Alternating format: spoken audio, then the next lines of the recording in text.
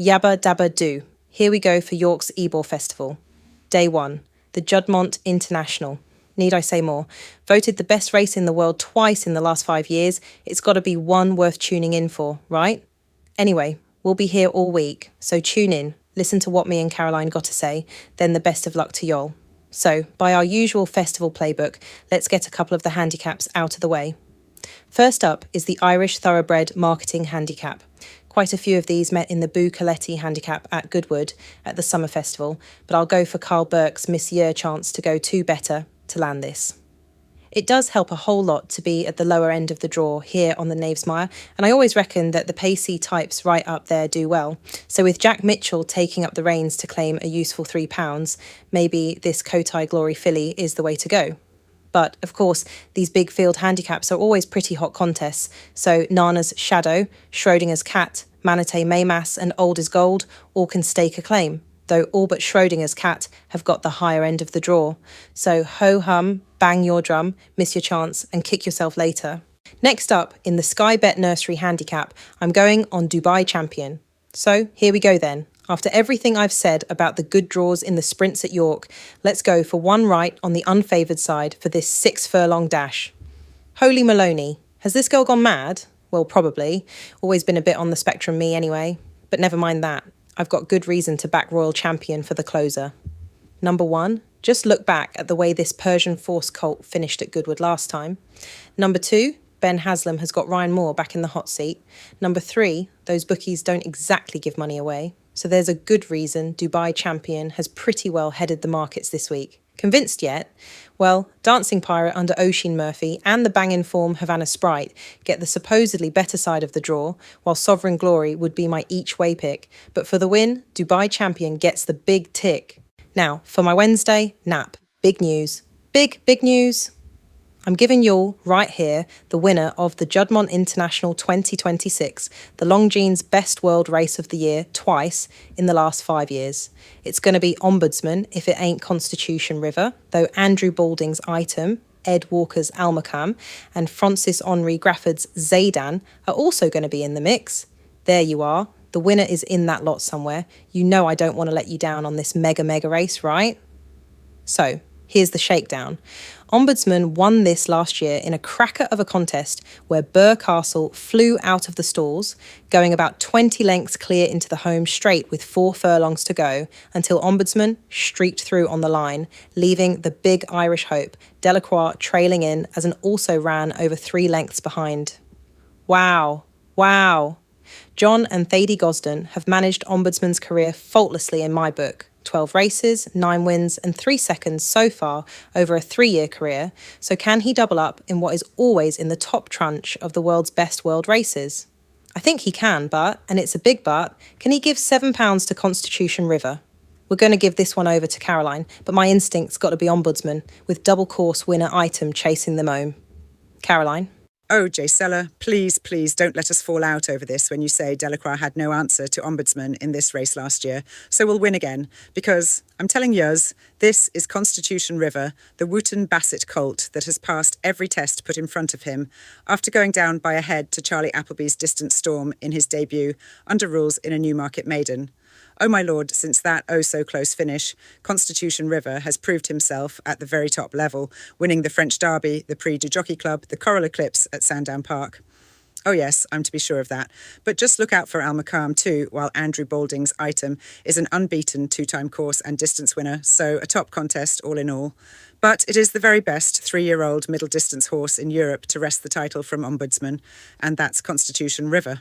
Oh my days, do I like the appeal of William Haggis's Maltese Cross for this Group 2 Voltigeur, and that's my next best as a warm-up for the Juddmonte. I'm telling you that his run in the Grand Prix de Paris at Longchamp was one of the best battling Group 1 wins you're ever likely to see from a 3-year-old. Tom Marquand didn't seem to have no route to victory at the 400-metre stick, but after trying the hard shoulder, the outside runway, and finally forcing his way through in the middle lane between long-time leader Ancient Egypt and the fast-finishing Alum, it's a race replay to savour. For all that, we've got the Derby winner Christmas Day lining up, who proved that the Epsom downpour when he won that classic was no gimme on the going when second to Benvenuto Cellini in the Irish version. And stablemate Pierre Bonnard is in just to fortify the Ballydoyle front line. Group 1 penalties for Christmas Day and Maltese Cross, but I can't swerve away from what I saw in France, so it's Maltese Cross for me all day long. Caroline, your thoughts? Well, I'm of the opinion that Christmas Day can win the Voltigeur, but Jaysella, I do understand your attraction for Maltese Cross. But I have to be telling yous that the Grand Prix de Paris was a hard-won contest for Maltese Cross, where Christmas Day has just had an extra few weeks to recover from his run the last day, the Irish Derby, and I do think that could factor in an edge for Aidan O'Brien's Epsom Derby winner. But I do agree that this will be a tough race between the pair, with the Ballydoyle second string, Pierre Bonnard, also ran, Maltese Cross and Christmas Day both carry the penalty for their Group 1 wins, so an extra element there, but with a bit of rain about at York, surely Christmas Day swings the scales. Earlier on, ooh yes, what a delicious opener for York's Ebor Festival, where I can't get away from Lemos Sousa's Nana's Sparkle.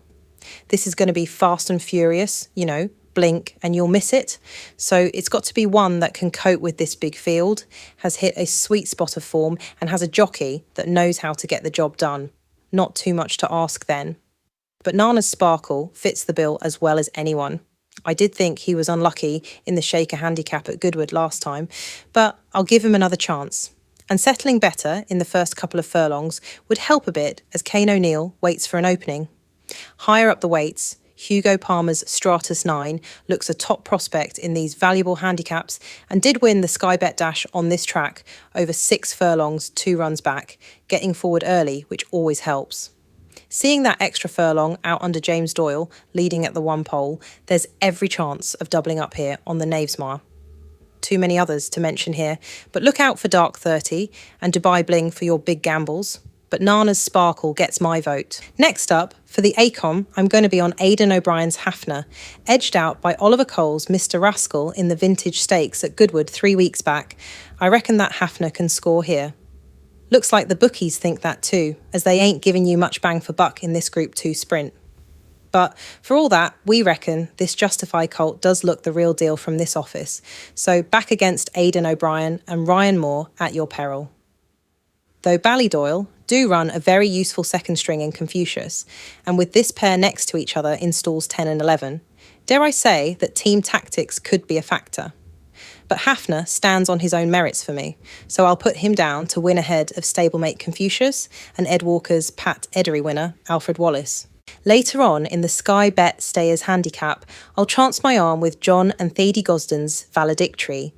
I'm guessing that this cracksman gelding can bounce back from a bit of a disappointing run at Goodwood last time when sent off favourite but didn't for some reason get the run of the race. But Valedictory is unexposed at this trip and Will Buick gets the leg up again, so I'm hoping for him to return to the sort of form that saw wins at Newmarket and Goodwood prior to that last effort. Of course, Joseph O'Brien and Dylan Brown McMonagle have turned themselves into a crack team this summer, so Small Fry got to the top of the markets this week, while Andrew Balding's Shrimp Shady and Roger Varian's Ride the Thunder have solid claims and would be decent each-way picks, if that's your bag. But the biggest danger could be James Owen's Kirchner, who has Ryan Moore booked. No one better than James Owen to get one ready for this sort of staying trip, but my gut instinct's with Valedictory.